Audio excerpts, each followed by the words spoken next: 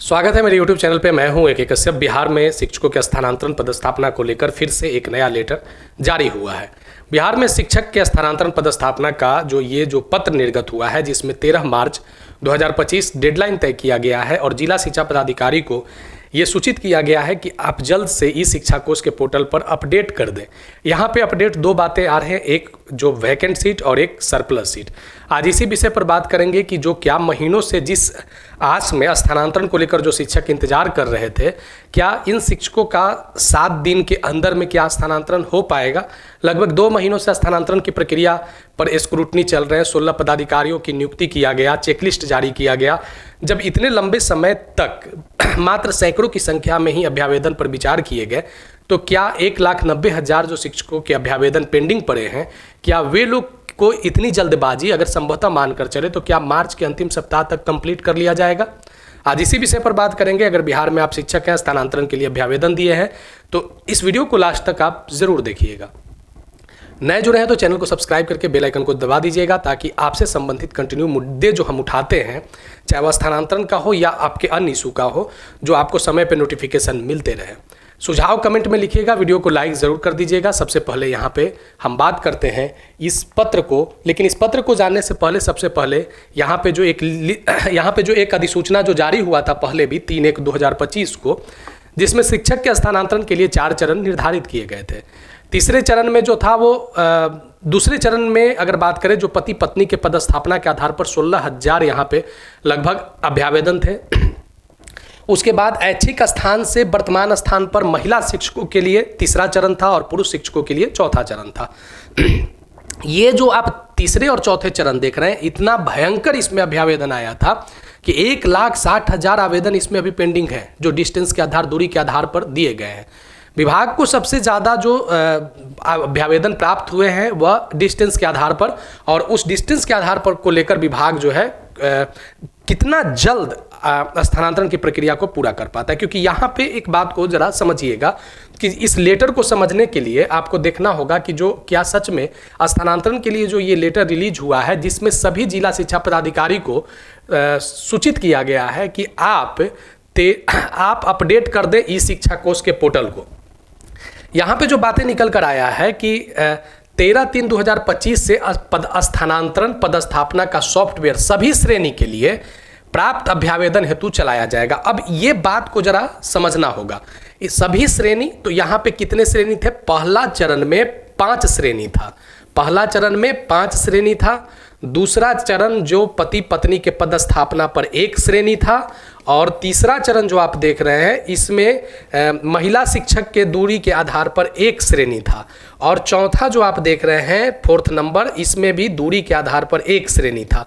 अगर बात करें तो ये सभी लगभग जो 8 श्रेणी जो बनाए गए थे, ये 8 श्रेणी के स्थानांतरण पदस्थापना को लेकर जो सॉफ्टवेयर को है वो रन करवा दिया जाएगा। यानी ये क्या सच में जो महीनों जिसमें लग रहे थे स्क्रूटनी करने में, क्या इस बार सॉफ्टवेयर करिश्मा कर पाएगा। इस विषय को हम इसलिए यहाँ पे उठा रहे हैं कि ताकि ये समझना ज़्यादा जरूरी है कि इस बार का स्थानांतरण का क्या यह जो निर्गत पत्र है, क्या स्थानांतरण के लिए ये अंतिम निर्गत पत्र है, क्या विभाग इसके बाद फिर से कोई स्थानांतरण का निर्गत पत्र नहीं जारी करना पड़ेगा, क्या इस पर इतना संजीदगी के साथ, क्या इतनी सहजता के साथ विभाग स्थानांतरण पर विचार करके मार्च के अंतिम सप्ताह तक संभवतः स्थानांतरण की प्रक्रिया को क्या पूरा कर देगा। यहाँ पे एक और बात को जरा समझना है कि सच में बहुत बड़ी संख्या में अभ्यावेदन स्थानांतरण को लेकर है, क्योंकि बिहार सरकार में लगभग 5 लाख के आसपास में शिक्षक हैं, जिसमें से लगभग 2 लाख के आसपास 1,90,000 का अभ्यावेदन और एक बार स्थानांतरण करना वाकई थोड़ा इसमें जटिलता है, जो विभाग अपने तरफ से ये बातों को पहले भी रखा है। तो यहाँ पे इस बात को जरा समझना है, और अब आप आशा कर सकते हैं कि बहुत जल्द आपके स्थानांतरण को लेकर सरकार जो है वह संज्ञान ले चुका है।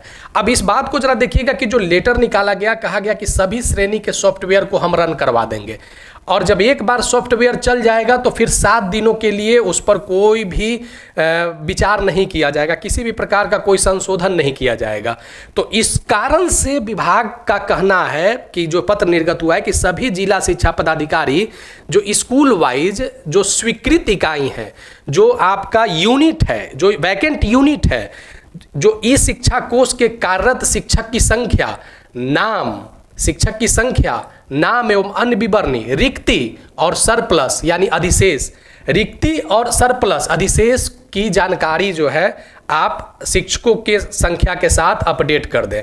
ऐसी किसी परिस्थिति में अगर आप उपरोक्त निर्धारित तिथि तक अगर अपडेट नहीं करते हैं तो आप डायरेक्टर प्राइमरी एजुकेशन बिहार सरकार को आप सूचित करेंगे और 13/3/2025 से ये प्रक्रिया प्रारंभ कर दिया जाएगा। अब यहाँ पे इस बात को देखिए कि यहाँ पे बातें कर रहा है कि रिक्ति और सरप्लस दोनों बातें चल रहे हैं, तो इसको समझने के लिए यहाँ पे आपको आना होगा। देखिए यहाँ पे स्थानांतरण पदस्थापन के लिए यहाँ पे 3 कैटेगरी के शिक्षक ने आवेदन दिया।